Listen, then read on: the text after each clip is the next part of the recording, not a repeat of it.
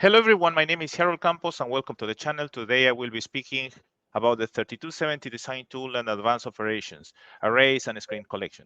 For this, I will be joined by Robert Beardsworth, who is the lead developer for the host integration server team, part of the Azure Logic Apps team, and the lead developer of this feature. So adding Robert to the show here. Robert. Hi, Harold. Thank you for joining me. So then let's start with this topic.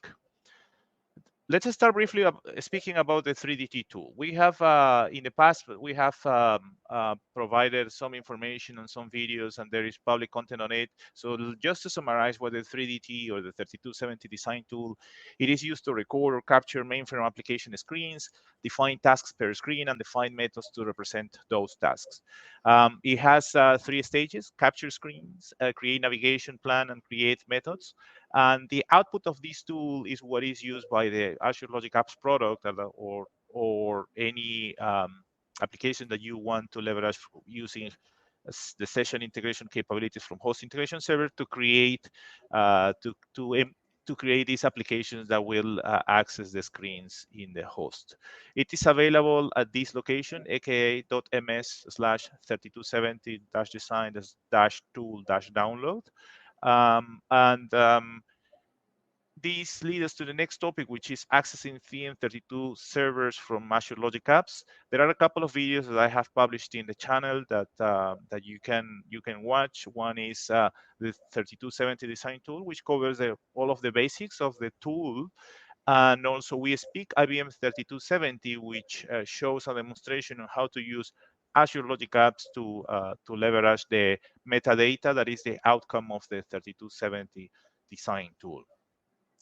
There is also the public docs that are available at this location, in the official documentation, and you feel free to go to my channel to find this information about these videos. Now, getting into the advanced operations topic, there are multiple topics that we consider advanced, but we're going to start today speaking briefly and showing you a demonstration of what arrays and screen collection are. Arrays allow advanced features such as of the tools, such as screen collection and filter content.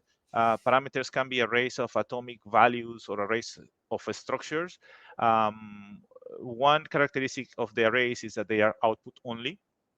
And the screen collection is born because customers have indicated that besides the current field capture capabilities, they needed to capture complete screens. As such, we have included the ability to capture visible screen content and return it as an array of structures. Just as a reminder, when you install the 3DT tool, it installs, it creates a folder that is called the SDK. And you can find samples for arrays and screen collection, along with other samples. There is also a host simulator called SimHost, which provides screen content for the SDK samples. So I invite you to take a look to the samples because they are very useful and you can do a lot of things on your own to test multiple scenarios. Now we're going to get to the demo. And what I'm going to do is I'm going to leave Rob presenting these two advanced capabilities. Let me bring the content.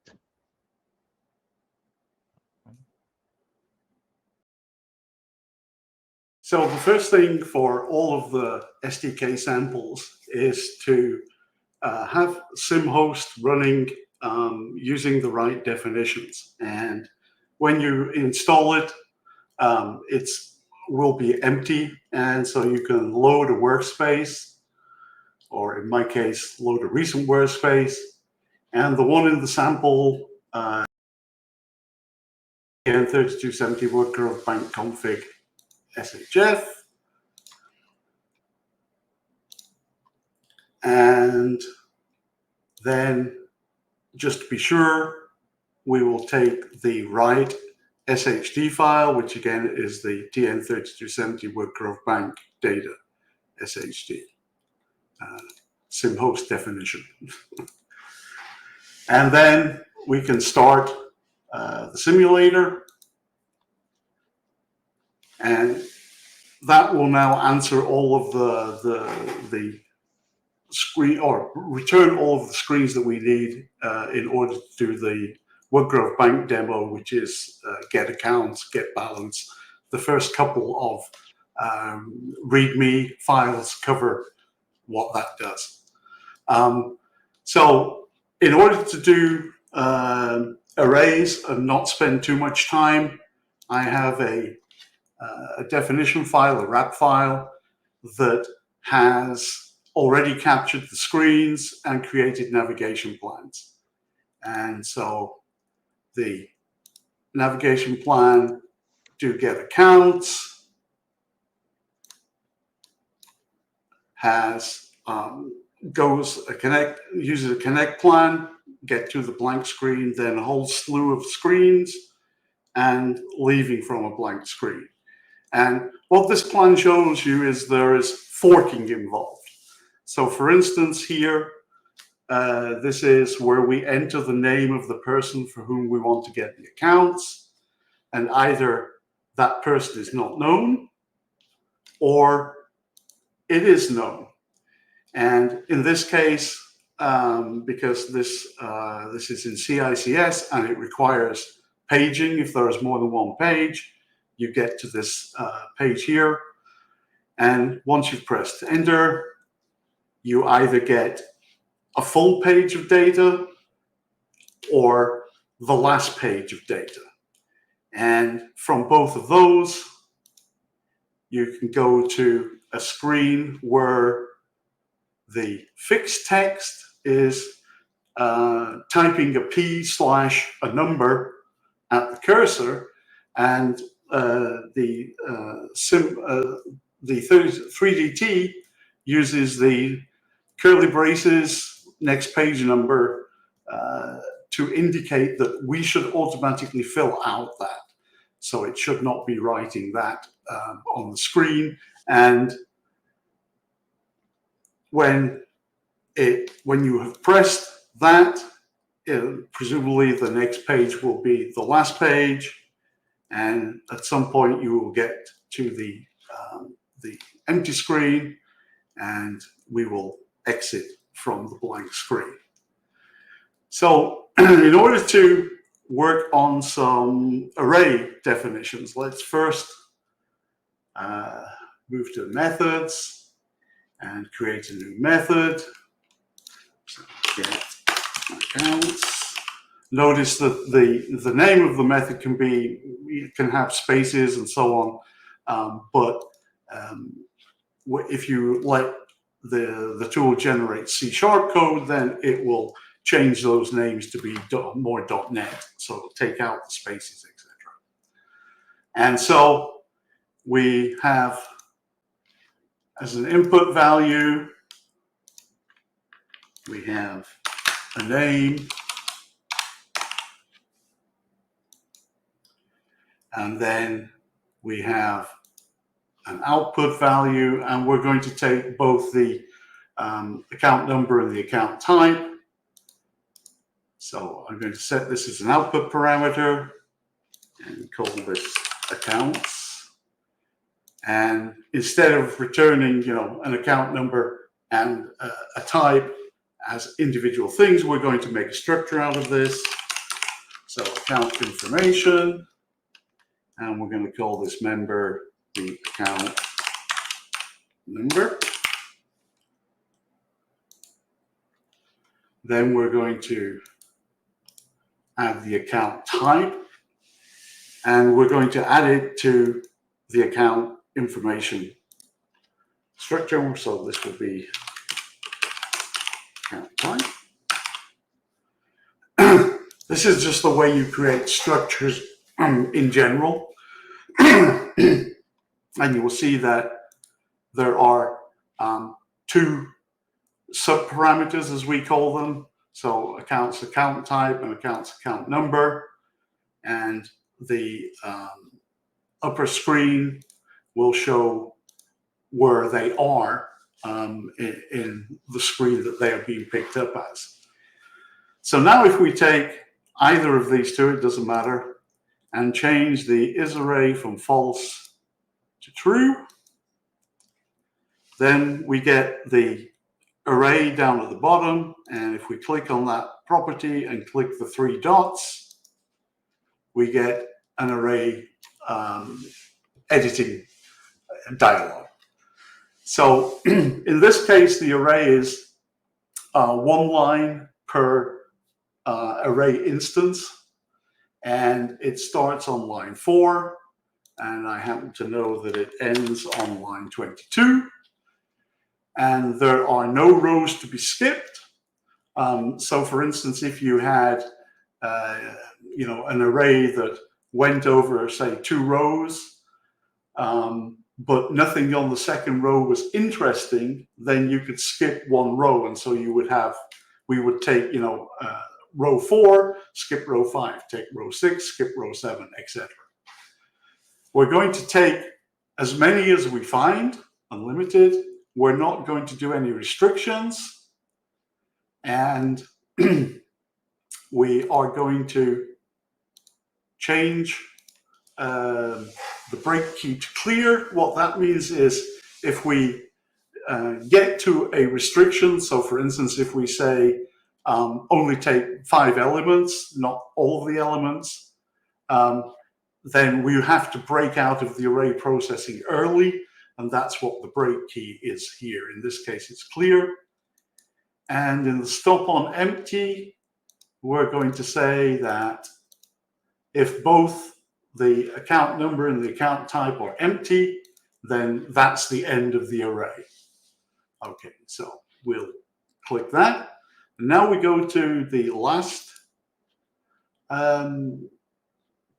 screen, and if we right click in the navigation area, it says add screen to parameter, and so we'll click that. And now you see that the accounts has 4 subparameters. It's got the account number on the first or middle page, account type on the first or middle page, and those same 2 things on the final page. And we're going to add one more thing, which is just in case. We're going to say this is an error text. Okay. So if we now run this with F5 or Shift F5, we will see what happens. So we're going to do first Kim Akers.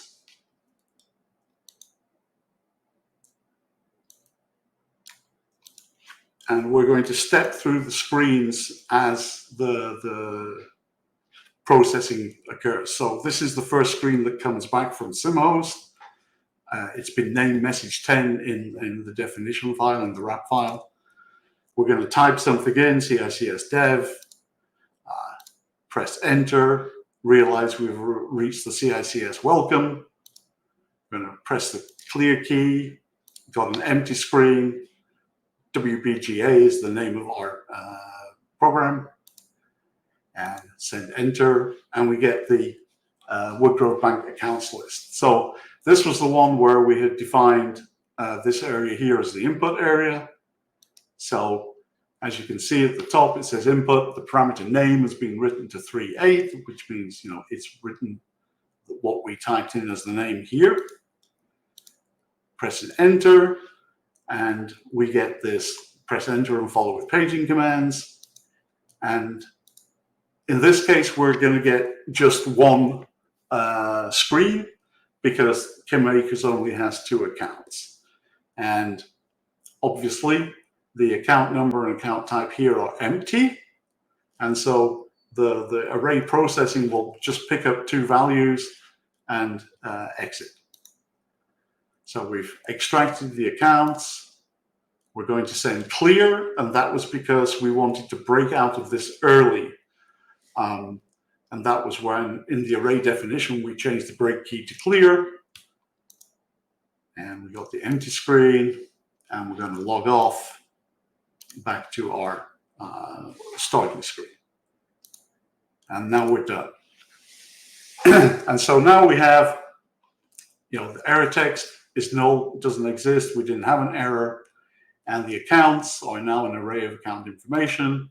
And if we press view elements, we can see, the first checking account, the first savings account, or rather the only savings and checking account for Kim Akers. Now that we've looked at Kim Akers, who only had a couple of accounts, there is a person defined who has more accounts. This is Bill Posters. And so we're going to run it again with Bill Posters. But first, if you remember on this particular screen, there was the fixed text, type P / curly braces, and so on. And we're going to see that actually happen now. And in order to say that we're going to use that, there is a checkbox, needs page number. And if that is checked, then we will actually check all of the fixed text for the curly braces and next page number and fill them out automatically. So if we now run with Bill Posters,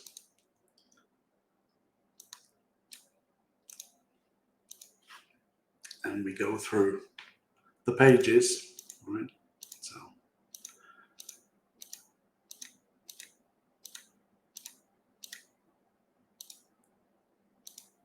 then we get that first or middle page with a whole slew of accounts.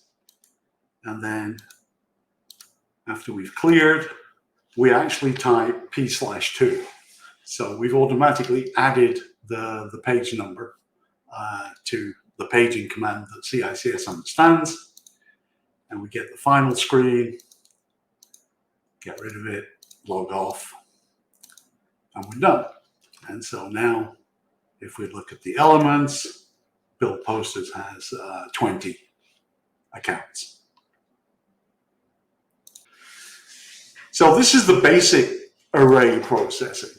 And what we can do is make it a little bit more intelligent.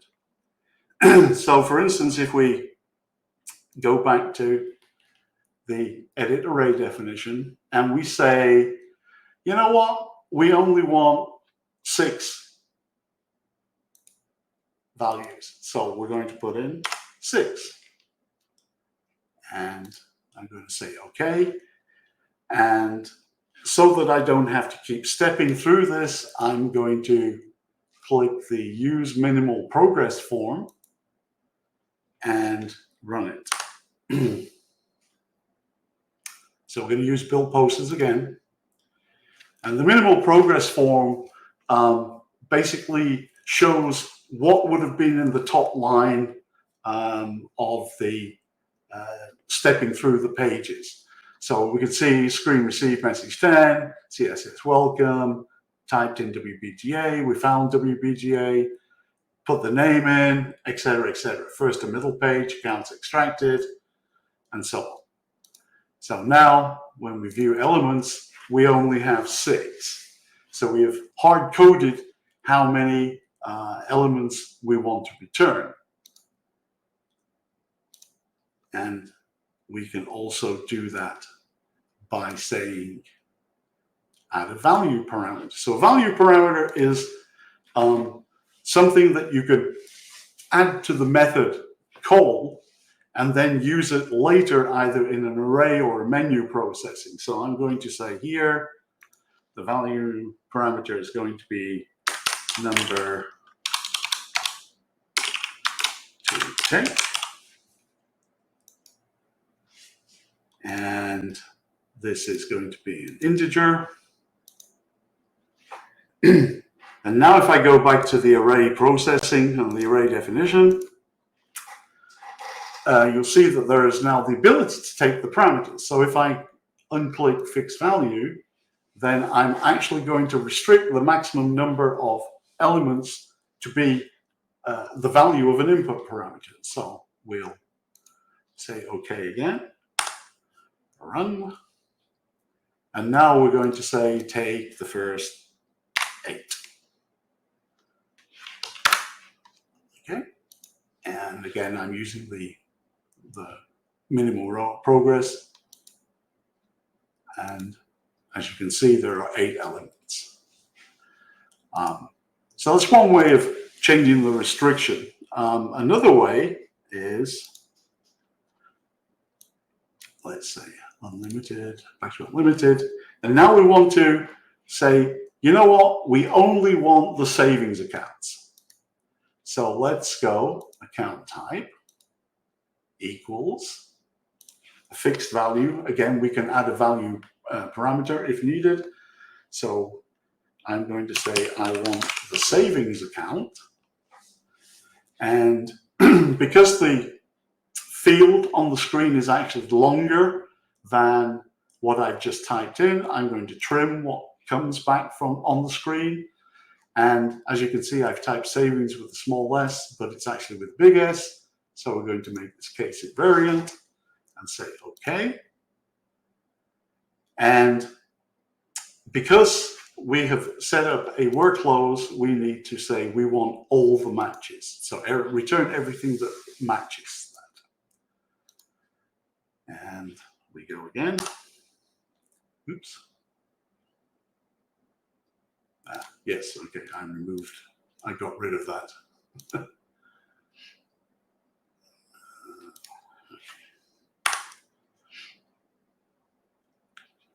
So back to build posters. Done. And now we only have the one account, which is a savings account.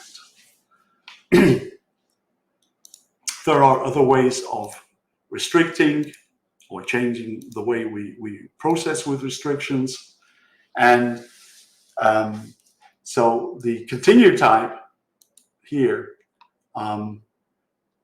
this may be a little weird. It says pre-match, pre-and-match, post, match and post, all matches. What does this mean? This means that, for instance, if we have, let's say,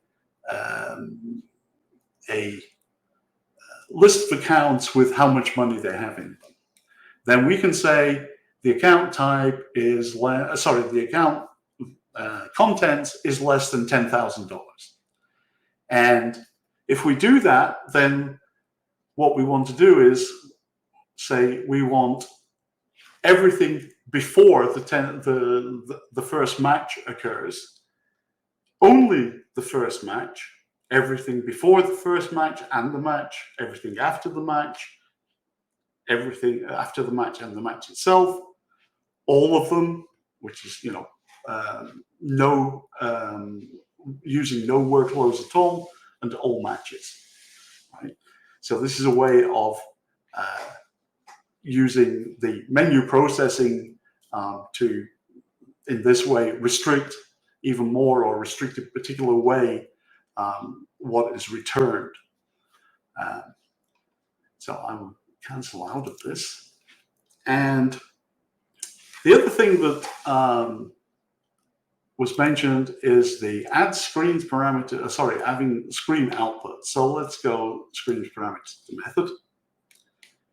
And we'll create a new method and we'll say it's screens.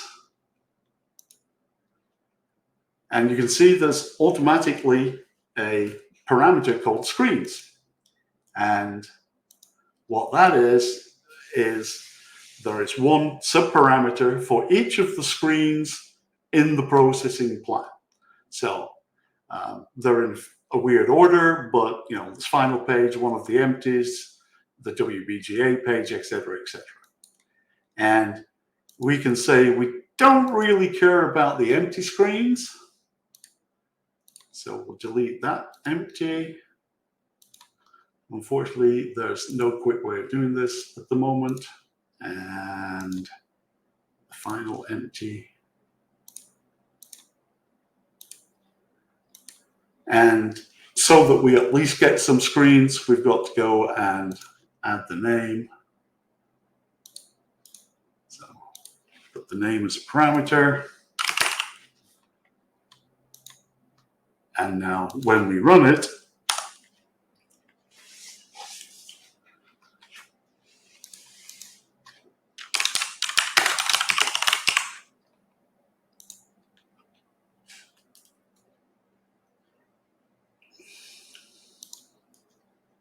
we'll see that as the output parameter, there are the screens, the array of screen contents. And if we look at those, we see that there are basically 4 of them. Although there were 5 subparameters, we didn't go past the error screen. So obviously there's no value for that one. And so for instance, the first or middle page, which is the one full of data, we look at the visible content, we get a display that is the visible content, and it's only in one color, so you don't see the actual the colors that were on the screen, and of course we don't show the hidden fields, etc. Really only what is visible to the naked eye, and you could do that for any of the screens that came back. Okay, that's the basic introduction to arrays and how the screen content feature now works. Back to Harold. This is fantastic. Thanks a lot, Rob. This was great. So let me remove this. Let me add to stage. Okay. Well, thank you for listening.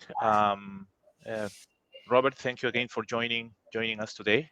This is wonderful, and have a great rest of the day, folks. Thank you.